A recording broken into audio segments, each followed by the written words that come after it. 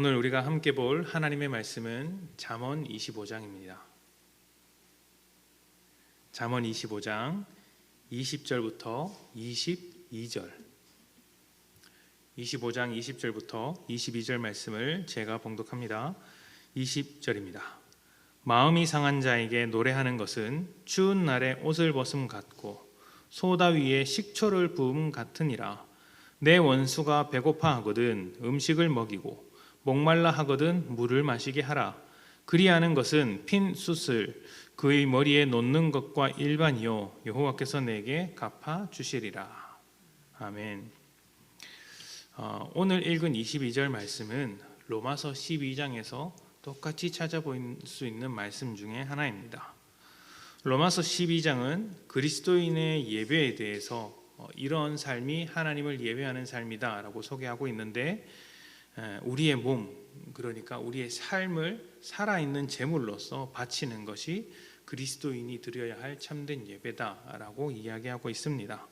이것이 어떤 의미냐면 세상 속에서 살지만 세상을 따르지 않고 그 가운데서 하나님의 뜻을 분별하여 순종하는 삶을 말하는 것이죠.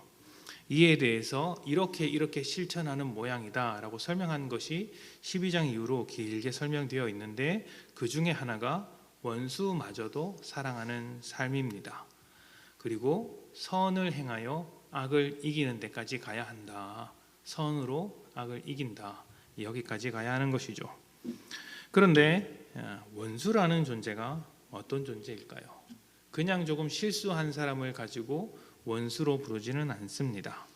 그냥 내게 조금 잘못한 정도가 아니라 내 모든 삶을 송두리째 흔들어 놓는 사람이 원수죠.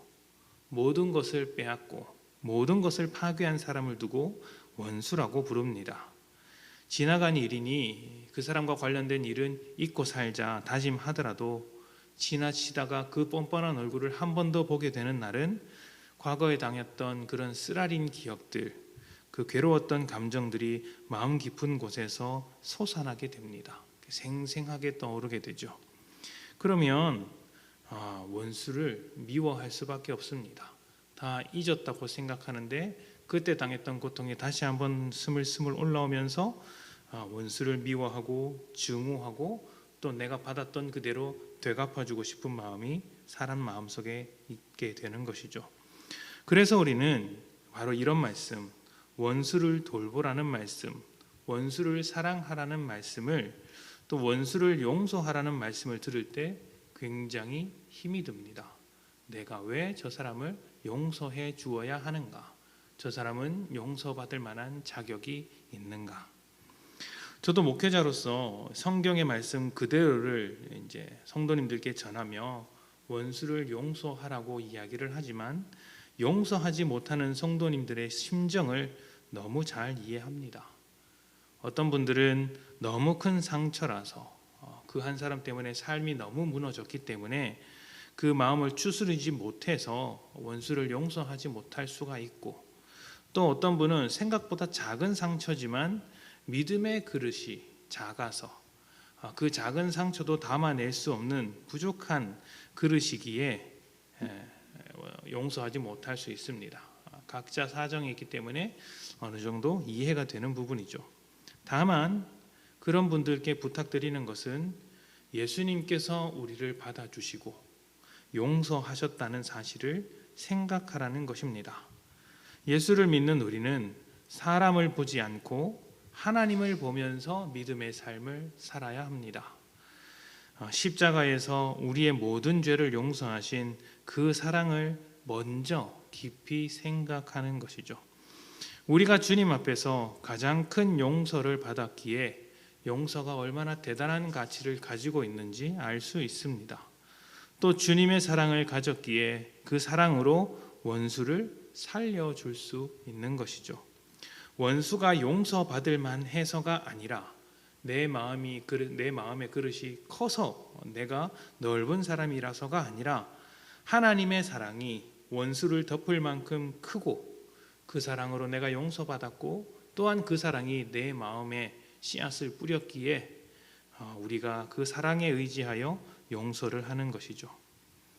우리가 하나님만 보며 살아갈 때 원수와 세상 모든 사람들은 우리를 통해 하나님을 봅니다.